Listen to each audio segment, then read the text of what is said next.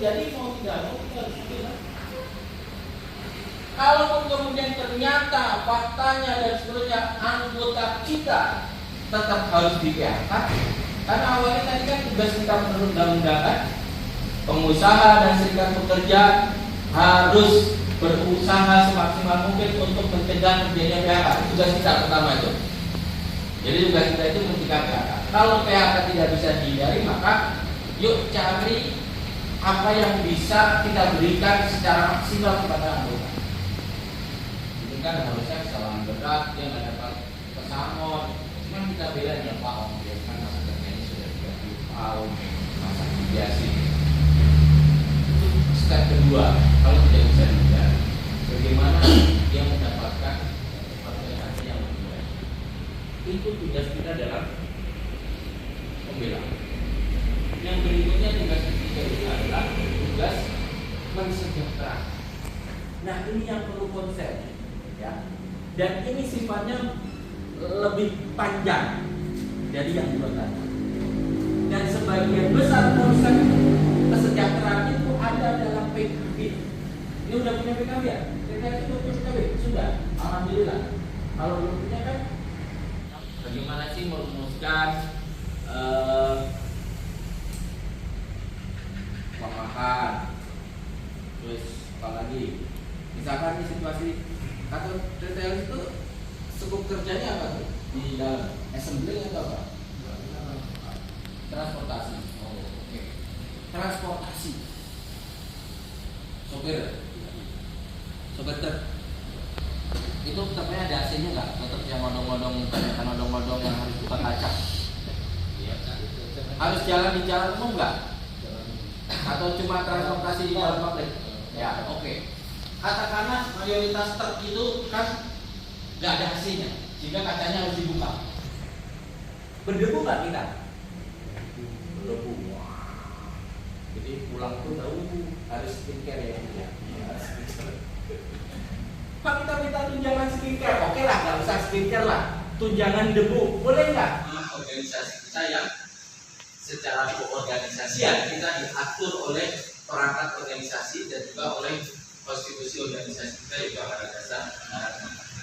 Oleh karenanya teman-teman, izin saya akan menyampaikan tentang ini, menyusun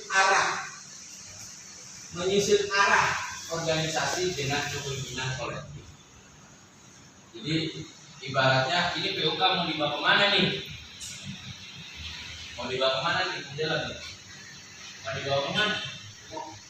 Nah, kenapa saya mendasarkan arah organisasi yang akan kita capai? Karena memang sesungguhnya setiap kita, ya, tadi saya katakan setiap kita ditunjuk diamanai menjadi pengurus pimpinan unit kerja, maka kita itu sudah didaulat oleh anggota untuk apa ya? Ngarso sumpuwodo, udah harus di depan. Makanya kemudian kita harus tahu. Seorang pemimpin yang harus tahu duluan kita mau kemana, kan? Jangan sampai kemudian yang kita pimpin, anggota kita yang di pabrik sana, kemudian, kita mau kemana nih? Kebalik gitu. Pemimpin harus mengetahui arah kemana organisasi ini akan dibawa. Begitu. Benar nggak? Tolong koreksi kalau saya salah. Nah, kepemimpinan kolektif itu adalah bagian dari rumusan cara kita berorganisasi di SPK SPS. Jadi di antara dasar itu namanya begini, kepemimpinan SPK SPSI adalah kolektif kolegial. Apa sih kolektif kolegial? Kalau Mbak Mia ya, kolektif kolegial itu seperti apa? Nah, oleh karenanya kita sering mengatakan kita mau kemana sih organisasi? Nah, Bung yang berkacamata, ini kursi di depan kosong nih. Anies tadi 2022 promosi 2022 ya kemarin ya. Ada yang videonya kan kemarin.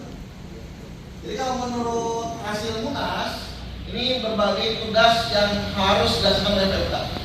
Tugasnya PPK yang pertama adalah bagaimana memberikan perlindungan, pembelaan dan peningkatan kesejahteraan bagi siapa? Bagi pekerja dan keluarganya. Jadi yang harus kita perjuangkan itu bukan cuma kerjanya aja, tapi juga dengan keluarganya. Jadi kalau sementara ini upah kita masih upah minimum, tambah sedikit gitu ya, sehingga belum mencukupi kebutuhan hidup pekerjaan keluarganya, berarti kita perjuangannya masih belum maksimal artinya. Karena yang harus disejahterakan bukan hanya pekerjaannya saja, tapi juga dengan keluarga. Nah yang kedua, yang jarang dilaksanakan dan saya minta gitu ya nanti RPG nanti tolong yang ketua gitu ya, dengan umur, yaitu melaksanakan semua keputusan organisasi dengan menetapkan program skala prioritas jangka pendek, jangka menengah, dan jangka panjang. Jadi kalau sudah ada hasil musni, harusnya hasil musni itu di breakdown, dipecah lagi gitu ya. Mana perjuangan program kerja yang sifatnya jangka pendek atau prioritas, mana yang jangka menengah, mana yang jangka panjang. Nah ini tuh tugasnya siapa gitu ya? Tugasnya sekretaris sebenarnya di PUK. Kalau di AW sekretarisnya Eman ya? Ya, bisa Eman dulu. Jadi kalau saya nanti ke AW belum pernah problem, berarti Eman yang paling bertanggung jawab seperti itu. Kalau di TTT siapa punya sekretarisnya? Bung Jun. Coba? Trisoli. Benar beda kalau Eman ini. Sekretaris atau sekretaris? Ya, sekretaris ya. Punya program punya. Sekretaris yang punya tugas untuk menyusun program kerja. Baik yang sifatnya jangka pendek, menengah maupun jangka panjang. Di RPG seperti apa? Ya itu yang harus kita dorong ya. Yang sampai PUK ngalir itu aja juga ya. Maka sudah ada pembulan upah gitu ya. Nah besok apa lagi? Ini yang paling pentingnya. Ini amanat tadi ada ya. Yang ketiga, amanatnya jelas, memperjuangkan dan meningkatkan kualitas isi PKB. Itu tugas kita yang ketiga. Bagaimana dari waktu ke waktu PKB kita meningkatkan kualitasnya. Kalau PKB kita turun, berarti kita belum berhasil ternyata.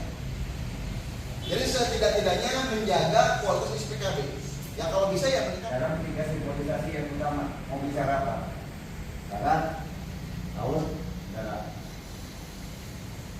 Masuk lagi menukik ke dalam pendalaman agama dari iman, Islam, Ihsan. Dari sisi keilmuan ada ilmu tauhid atau usuluddin, ilmu syariat, fikih, ada tasawuf. Dalam unsur manusia, intelektual, emosional, spiritual, pengetahuan dari sejarah Islam masa lalu, ada yang namanya kota Mekah, Kairo, Baghdad. Ini pusat ilmu pengetahuan Islam masa lalu. Silakan dibentang peta, ditarik garis tepat segitiga sama kaki, sama sisi.